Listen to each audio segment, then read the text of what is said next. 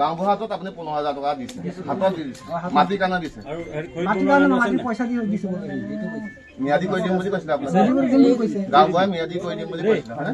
আপুনি 15,000 টকা গাঁওবুঢ়াক দিলে, তাৰপিছত বেলেগ কথা নাহে আৰু আপুনি গাঁওবুঢ়াৰ হাতত পইচা দিছে। তাৰপিছত আকৌ আপুনি এইটো কথা ক'ব নোৱাৰিব যে মই গাঁওবুঢ়াক এইটো কাৰণেহে পইচা দিছো। এতিয়ালৈ বহুত ময়ো নাজানো এইটো। আপুনি নাজানো জনা নক'ব। আপুনি প্ৰকৃততে পইচাটো দিছিলে কিহৰ কাৰণে সেইটো সুধি আছো আমি। আপুনি ক'লে যে মাটি মোৰ ম্যাদী পট্টা পাম কাৰণে, সেই কথাটো আমি স্পষ্ট আমি আপোনাৰ পৰা জানিছো। আপুনি তাৰ বিষয়ে বেলেগ উল্টা পুল্টা কথা নক'ব। আপুনি বাৰে বাৰে উল্টা পুল্টা ইমান গাল বেয়া আপুনি ইয়াত একো কম কমকে জ্বলাই দিয়ে ভাইটি। মুঠতে গাঁওবুঢ়াৰ কথাটো মই ফাইনেল, তেখেতে পইচা দিছে স্পষ্টকে আমি আপুনি 3 দিনৰ সময় দিছে। 3 দিনত আপুনি ইয়াৰ পৰা আমাৰ যাব লাগিব।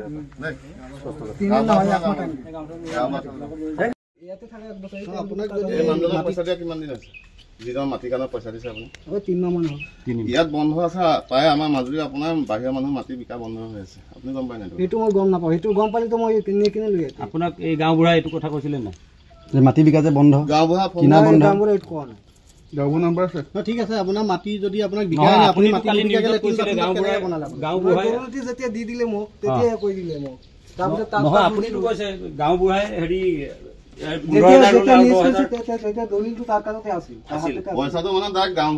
দলিলখন এতিয়া আপোনাৰ হাতত আছে, দলিলখন উলিয়াই দিয়ক। আৰু আপুনি যে ইয়াত থকাটো যে হেৰি 3 বছৰ বুলি ক'লে, আপুনি 3 বছৰটো কথা জনা নাই যে মাটি কেতিয়া কিনিছিলে? নিউজতো বাজি আছে পুৰা 4 মাহ হ'ল। আপোনাৰ এইটো অৰ্ডাৰ ওলোৱা এতিয়া কিমান দিন হ'ল? মাটি মাজুলী মাটি বন্ধ কৰি মাটি কিনা কিমান মাহ হ'ল? 4 মাহ হ'ল। 4 মাহ হ'ল। আপুনি থকা কেইবছৰ? 3 বছৰ। 3-4 মাহতো কেছ ওলোৱা নাই, এইটো আপোনাৰ মাহেক পাৰ হৈ গ'ল, বছৰে গ'ল। আচলতে গাঁওবুঢ়াক সুধিব লাগে।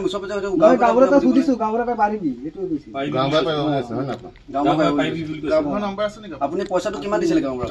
হাতত কিমান দিছিলে জমা? হাতত তাৰমানে তাক দি দিছে 15,000 টকা দিছিলো বোলে। আপুনি কিমানত ছিঙিছিলে পইচা প্ৰথমতে? এইটো হৈছে 25,000 টকা হৈছে। 25,000 টকা ছিঙিছিলে। আপুনি কেছ পইচা কিমান দিছিলে? কেছ পইচা এতিয়া বোলে লোৱাই নাই, মাটি আলক দি দিছে। মই তাক সুধিছো মাটি দালাল কোন আহিলে? এইটো মাটি দালাল কোন? দালাল নহয়, এই জয়ন্ত তাৰে মাটি।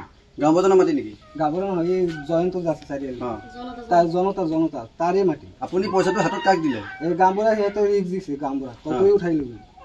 সেইটোতো মই নাজানো না, পিছতহে মই কৈ দিলা।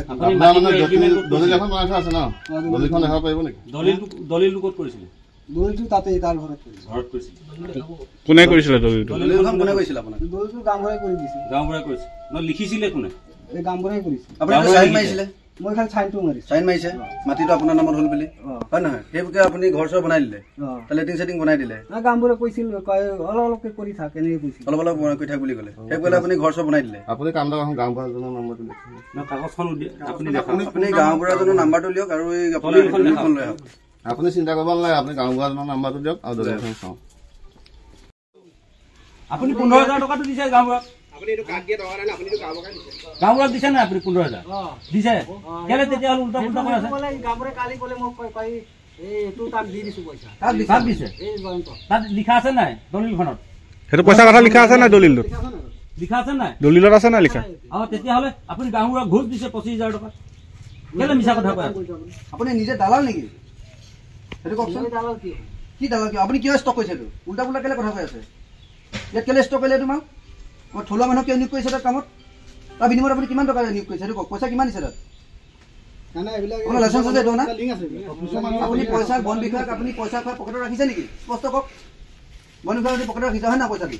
সেইটোৱে কথা। সঁচা কথা ক'ব আপুনি। আপুনি কিয় তেতিয়া এইটো চক্ৰ চলাব পাৰিছে? এইটো সাহসটো আপুনি কেনেকৈ কৰিলে? এইটো সাহস কোনে দিলে আপোনাক? দিয়া নাই যদি আপুনি পকেটত ৰাখি থৈছে, সেইটো কাৰণে আপুনি অলৰেডি সাহস কৰি আছে। যিকোনো নিজৰ ইচ্ছা মতে মোৰ নিয়োগ কৰিছে, থলুৱা নিয়োগ কৰিছে। আপুনি অলপ সাহস কৰিব নেকি? ডাঙৰ মহাত্মা কাম কৰি আছে আপোনাক।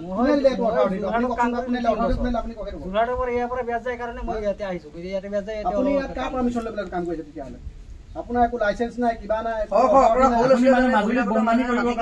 আপুনি এইটো জানি শুনি আপুনি কালি কেনেকে এইটো সাহস কৰিলে? সৰু বাচ্চা লৈছিলে জানে যে বহিৰাগত মানুহে মাটি কিনিব নোৱাৰে? আপুনি সেইটো জানি শুনি আপুনি এইটো ডাঙৰ ক্ৰাইম কৰিছে নাই? আপুনি জানি শুনি এইটো সম্পূৰ্ণ জানে। আপুনি দালালক আপুনি পকেটত ৰাখিছে, ফৰেষ্ট বিভাগক আপুনি বন বিভাগক আপুনি ৰাখি আপুনি এইটো চক্ৰ চলাইছে আৰু আপুনি গোটেই আপুনি মানে মণ্ডলৰ পৰা ধৰি যিমানখিনি আছে আপুনি পকেটত ৰাখি এইটো মাটি কিনিবলৈ আপুনি সাহস কৰিছে, হয় নহয়? আপুনি এটা নিজে দালাল আপুনি স্পষ্ট কওক আপুনি এটা নিজে দালাল পইচা আপুনি পকেটত মানুহ ৰাখি আপুনি এইটো কাম চক্ৰ চলাই আছে আপুনি মানে মিহি মিহিকে কৰিবলৈ বিচাৰি আছে নেকি মানে প্ৰথম আপুনি বেটৰ কাম আৰম্ভ কৰিলে মাজুলী তাৰপৰা গৈ আপুনি মাটি কিনিব তাৰপৰা আপুনি উদ্যোগ খুলিব তাৰপৰা আমাৰ নিয়োগ কৰিব তাৰপৰা আমাৰ অসমীয়া মানুহ যাওক সেইটো কৰিব আপুনি টালি টোপোলা লৈ যাওক আপুনি সেইটো কৰিবলৈ আহি আছে ইমান দূৰৰ পৰা আপুনি কেনে সাহস কৰিলে আহি 3 বছৰ কেনে সাহস কৰিলে মাজুলী মানুহে জানে যে ইমান আমাৰ দুৰ্বল মানুহ নাভাবিব দুৰ্বল লোক আপুনি নাভাবিব আপুনি এতিয়া নাভাবিব অহা নাই মই তাত যোৰহাট কাম কৰি ইয়াতে বেট যায় পাওঁ যায় বুলি ইয়াতে আহিছোঁ আপুনি ইমান বছৰে জানে নাই মাজুলীৰ মাটি কিনিব নোৱাৰে বাহিৰৰ মানুহে জানে নাই আপুনি মই এইটো জানিলো তো মাটি নিকিনিলো সৰু বাচ্চা আছিলে জানে এইটো কালি পখি নিউজ ওলোৱা নাই নহয় ঠিক আছে আপুনি যোৰহাটত আছিলে তাৰ পৰা ইয়াত বেটৰ কাম আপোনাৰ পাৰমিশন আছে নাই বেলেগত কাম কৰি খাইছো আপুনি অলপ আগত ক'লে কোনোবা মানুহ আহে তাৰ পৰা ফৰেষ্টৰ এতিয়া আহিছে নাই এই মালটো আপুনি চুৰাংকে আনিছে নি ক'ব বা নহয় কাটি দিছিলে এই ফল আমাৰ মানুহ নিয়োগ কেনে কৰিব আপুনি সাহস কৰিলে আপুনি বৈৰাগৰ পৰা আহি আমাৰ মানুহ নিয়োগ কৰিবলৈ কেনে সাহস কৰিলে আপুনি পকেটত চব মানুহ ৰাখি লৈছে নি দালালবিলাক সেইটো কওকচোন আপুনি চব মানুহক যে মেনেজ কৰিবলৈ আছে কাৰণটো কি আপুনি ইমান দালাল নে আপুনি ইমান কোটিপতি বিজনেছমেন হৈ গ'ল নে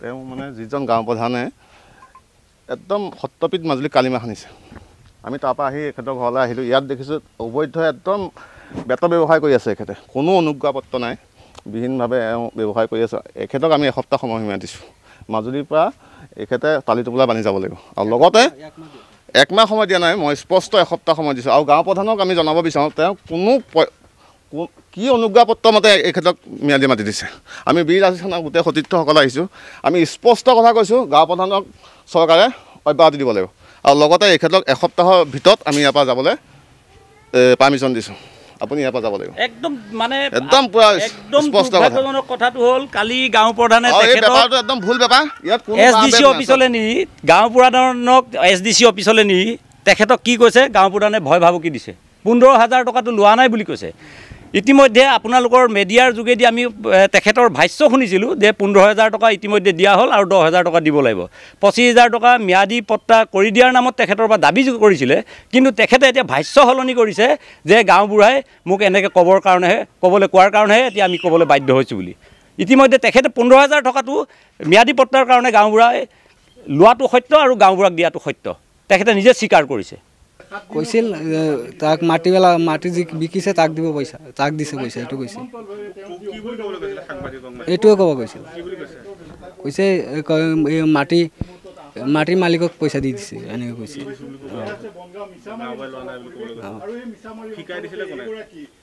গাঁওবুঢ়াই কৈছে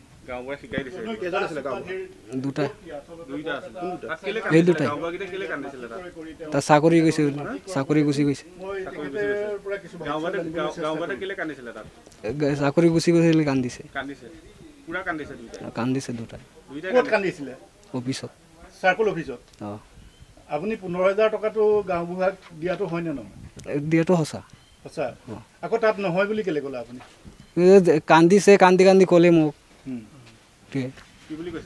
কৈছে এইটো মাটিৱালাক পইচা দি মাটিৰ মালিকক পইচা দিম বুলি কবি তো কৈছে আপোনালোকৰ বাতৰি পাই আমি এই হেৰিটোত উপস্থিত হ'বলৈ পাইছোঁ অত্যন্ত আমি সুখী হৈছোঁ আপোনালোকৰ বাতৰিটো পাই তাৰ মাজতে অতিকে দুৰ্ভাগ্যজনক কথা যি ভূমি আইন এই ভূমি আইন 2025ক একচাতে ভেঙুচালি কৰি মাজুলীৰ কেইগৰাকীমান দুৰন্ধৰ গাঁও প্ৰধানে দালালৰূপী গাঁও প্ৰধানে বাহিৰৰ মানুহক নিজ ইচ্ছামতে মানে মাটি বিক্ৰী কৰাটো একদম চবতছে জঘন্য অপৰাধ কৰি আছে এই ক্ষেত্ৰত হয়তো কিছু বিভাগীয় কৰ্তৃপক্ষ জড়িত থাকিব নহ'লে তেখেতসকলেতো এনেকুৱা মৰ সাহস কৰিব নোৱাৰে আৰু অত্যন্ত মানে দুৰ্ভাগ্যজনক কথা বুলি এই কাৰণে কৈছোঁ মাজুলীৰ যি ভূমি এই ভূমি অধিকাৰটো আমাৰ মাজুলীৰ স্থায়ী বাসিন্দাৰ ওপৰত যেতিয়া মানে প্ৰদান কৰা হৈছিলে তেখেতসকলে গাঁও প্ৰধানসকলে বিভিন্ন ক্ষেত্ৰতে আমি এই এইটোৱে বুলি নহয় আৰু কেইঘৰমানতো আমি এনেকুৱা অভিযোগ পাই আছোঁ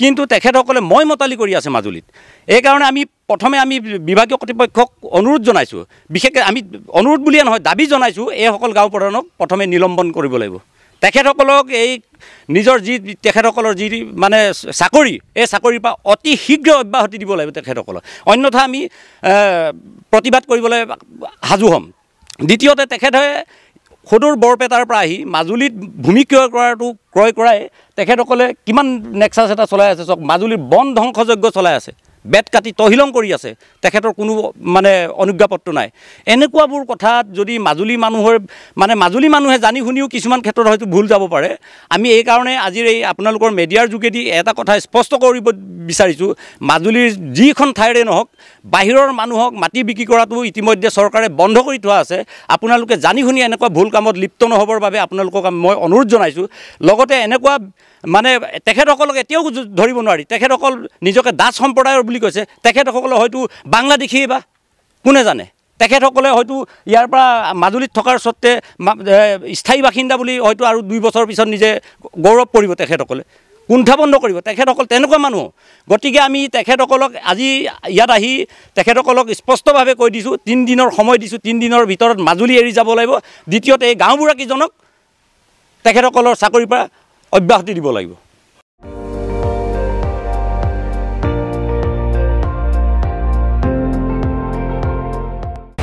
আপুনি চাই আছে ND24 সৰ্বশ্ৰেষ্ঠ নহয় সৰ্বোত্তমৰ দৌৰ